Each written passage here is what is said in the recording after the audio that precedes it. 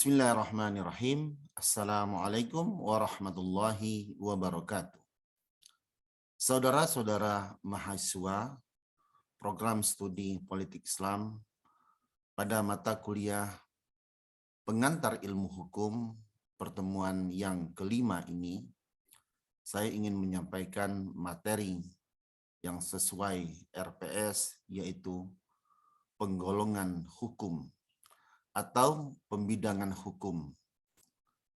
Saudara-saudara sekalian, saya akan share screen dalam bentuk whiteboard.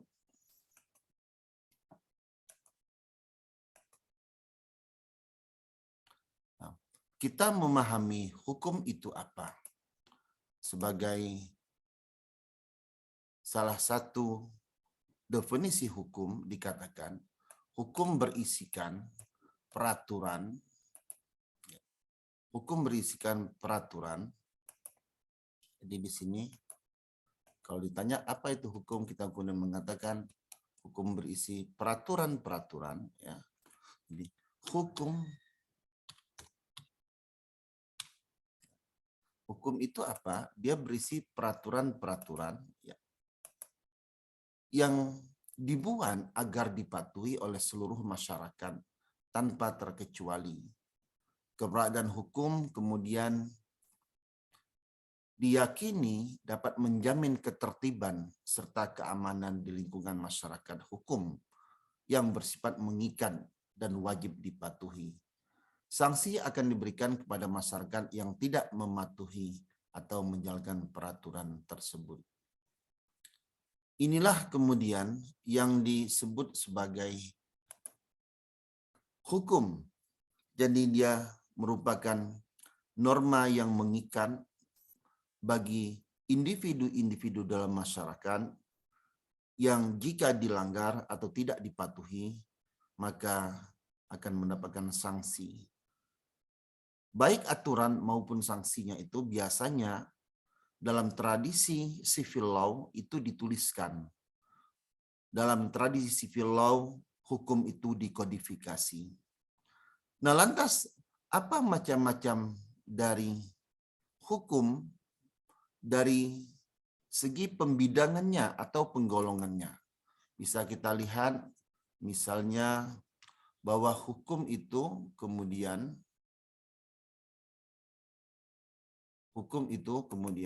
dibagi berdasarkan ya, misalnya dari segi bentuknya.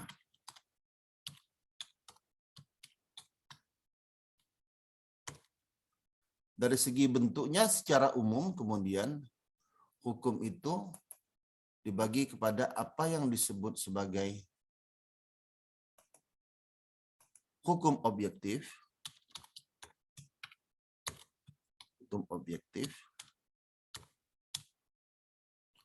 dan kemudian dari segi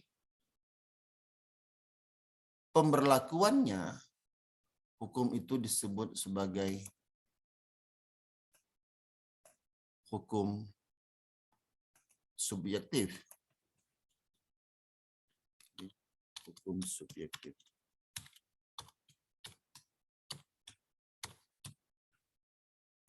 Nah, ini dari segi bentuknya.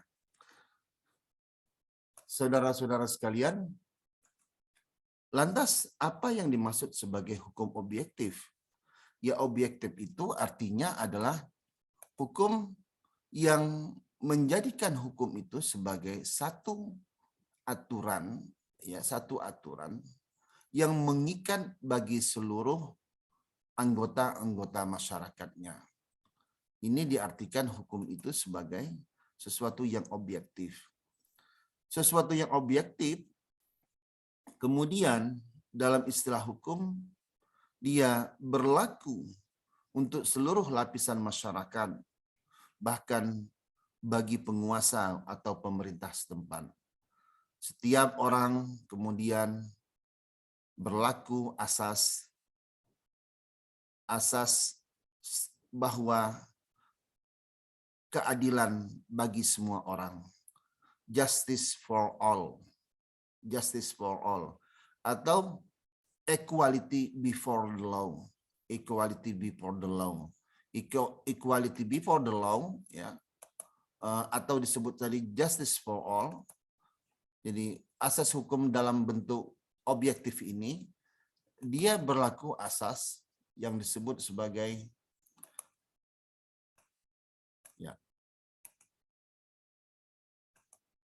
sebagai apa? Sebagai asas equal atau equality before the law. Before the law.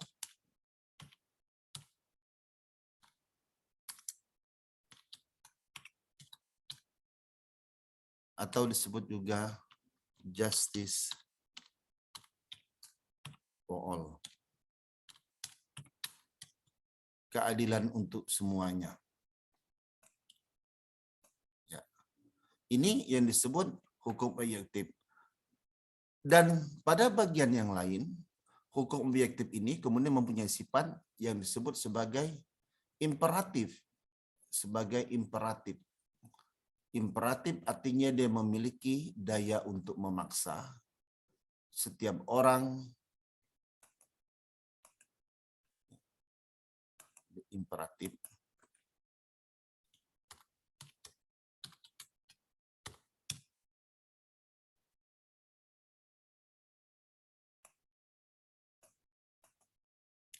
Imperatif itu artinya kemampuan hukum untuk memaksa setiap individu dalam masyarakat. Nah, ini yang disebut sebagai hukum objektif yang bersifat imperatif. Jadi ini setiap, ya, bukan setiap. Lantas, apa saja sebenarnya yang termasuk dari hukum objektif ini? Jelas dia adalah hukum yang bersifat publik. Yang bersifat publik itu artinya dia berlaku bagi kepentingan umum.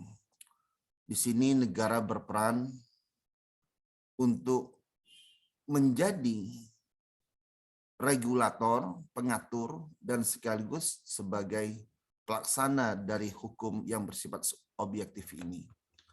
Dalam hierarki aturan hukum Indonesia, hukum yang bersifat objektif dan imperatif ini adalah produk aturan hukum yang berada di bawah Undang-Undang Dasar 1945, yaitu undang-undang atau peraturan pemerintah pengganti undang-undang, kemudian di bawahnya ada PP atau peraturan pemerintah, kemudian di bawahnya lagi ada Perpres, peraturan presiden, dan di bawahnya lagi ada Perda atau peraturan daerah. Ini sebenarnya secara umum disebut sebagai hukum positif yang berlaku bagi masyarakat yang berada di bawah lingkungan hukum itu atau berada dalam lokus delikti dari hukum tersebut. Dengan demikian, hukum objektif ini kemudian diperankan oleh negara untuk diimplementasikan dan tentu juga diperankan oleh setiap lapisan masyarakat untuk dipatuhi agar tercipta ketertiban yang kemudian juga berakibat pada kesejahteraan masyarakat itu sendiri. Nah, ini hukum dalam artian objektif. Jadi kalau kita berbicara pada prodi politik Islam ini, ada undang-undang tentang pemilu misalnya. Itu diasumsikan adalah mengatur bagaimana pelaksanaan pemilu itu berjalan dengan tertib, damai, dan tentu sesuai dengan nilai-nilai demokrasi. Ini yang disebut sebagai hukum dalam artian objektif. Kemudian yang kedua, saudara-saudara sekalian, ya, yang kedua adalah hukum dalam artian subjektif. Hukum dalam artian subjektif ini adalah hukum yang kemudian dijalankan oleh individu-individu. Ini individu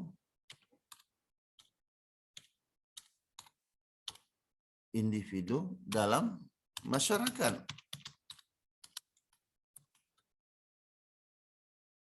Di mana individu-individu dalam masyarakat ini dinyatakan memiliki hak dan kewajiban. Hak dan kewajiban ini kemudian menjelma menjadi satu sistem hukum yang boleh digunakan, dan negara sebenarnya tidak memiliki campur tangan karena ini bersifat individu. Jadi negara tidak memiliki campur tangan, lebih kepada individu-individu atau kelompok golongan dalam masyarakat yang merasa hak atau kewajibannya terganggu. Nah, tentu saja yang bersifat subjektif ini tidak semuanya dikodifikasi. Tidak semuanya dikodifikasi. Jadi, tidak semuanya dikodifikasi. Kalau pada hukum objektif ini, pada umumnya dikodifikasi. Ya, apa itu kodifikasi? Artinya diundangkan oleh pemerintah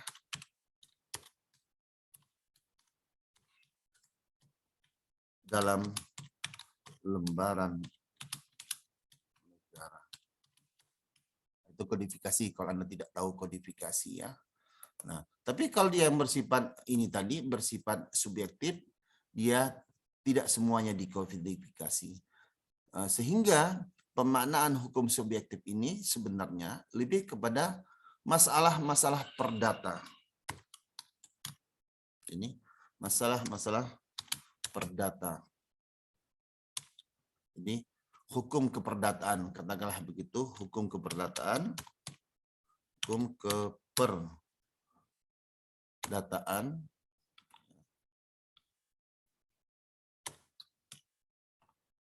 yang tentu saja bersifat private.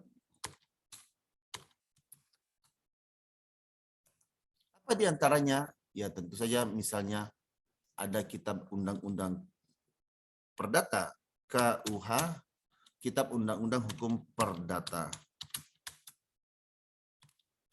Apalagi misalnya undang-undang perkawinan.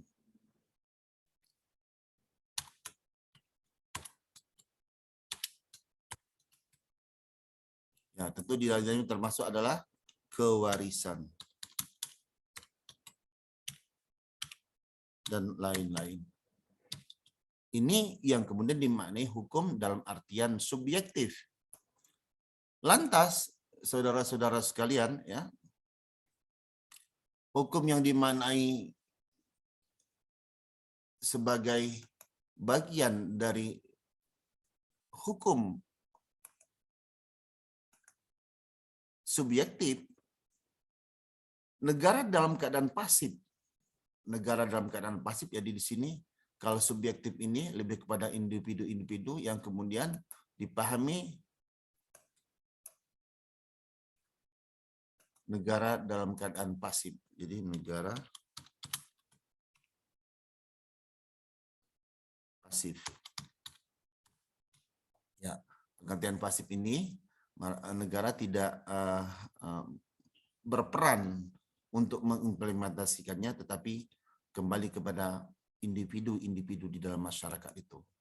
Nah, jika kemudian dalam hukum objektif, dia tadi dikatakan imperatif, yaitu arti memiliki kemampuan untuk memaksa, negara berperan aktif di sini pasti, karena dia bersifat hukum publik. Jadi, dalam hukum objektif ini, tentu negara bersifat aktif, dan untuk itu kemudian negara memerankan agar keadilan itu dipastikan dapat diterima oleh masyarakat. Sehingga ketika negara disebut aktif, dia mengambil peran untuk melaksanakan undang-undang ini. Karena negara mempunyai fungsi untuk memakmurkan masyarakatnya melalui instrumen hukum. Apalagi Indonesia adalah negara hukum. Contohnya apa? Kalau di sini tadi ada KUH Perdata, maka di sini jelas adalah KUH Pidana. Jadi kitab undang hukum pidana itu seperti itu.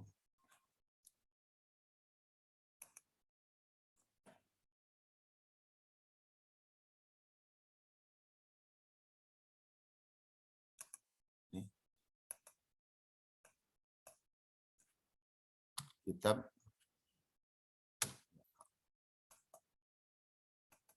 KUH Pidana.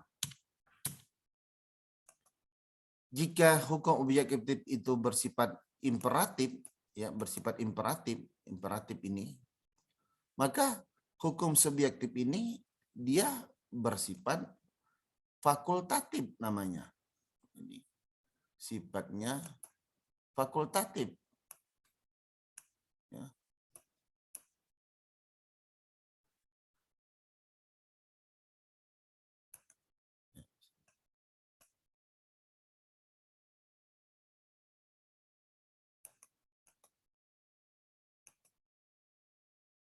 Bersifat fakultatif. Itu lawan dari imperatif. Jadi fakultatif.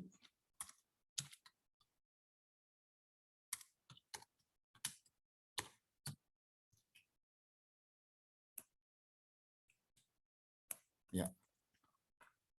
Nah, saudara-saudara sekalian, inilah materi kita untuk menjelaskan hukum itu dari aspek pembidangannya atau penggolongannya. Yang secara umum dibagi menjadi dua, hukum objektif dan hukum subjektif. Hukum objektif itu negara aktif karena berkaitan dengan kepentingan umum. Oleh karena itu berlaku asas equality before the law atau justice for all. Equality before the law artinya adalah persamaan di depan hukum. Justice for all artinya keadilan untuk semuanya. Dia bersifat imperatif, yaitu kemampuan hukum untuk memaksa setiap individu dalam masyarakat. Kemudian hukum objektif ini sifatnya dikodifikasi, jenisnya dikodifikasi, yaitu diundangkan oleh pemerintah dalam lembaran negara. Di sini negara bersifat aktif dan disinilah sebenarnya peran dari aparat hukum, terutama dari aparat kejaksaan, untuk memastikan bahwa hukum ini bisa berjalan dengan baik. Contohnya adalah Kitab Undang-Undang Hukum Pidana atau dikenal sebagai KUH Pidana. Sedangkan yang kedua, dia disebut hukum yang dalam bentuk subjektif. Subjektif ini artinya individu-individu dalam masyarakat memiliki hak dan kewajiban yang bisa digunakan untuk menjamin bahwa mereka mendapatkan keadilan. Dan sifatnya fakultatif. Fakultatif ini lawan dari imperatif. Kalau dia fakultatif itu ya bisa digunakan, bisa juga tidak. Dan pada umumnya hukum dalam artian subjektif ini tidak semuanya dikodifikasi. Jadi banyak yang tidak dikodifikasi. Yang dikodifikasi misalnya adalah hukum keperdataan yang bersifat private. Jadi kalau di sini tadi dia bersifat publik, hukum objektif ini bersifat publik, dan hukum subjektif ini bersifat private. Itulah kemudian dia identik dengan KUH Perdata atau kitab-kitab undang hukum perdata. Di dalamnya ada misalnya undang-undang perkawinan, yang di dalamnya ada tentang sistem kewarisan, hak keperdataan, dan seterusnya. Nah, saudara-saudara sekalian, itulah penjelasan tentang hukum dari segi pembidangannya.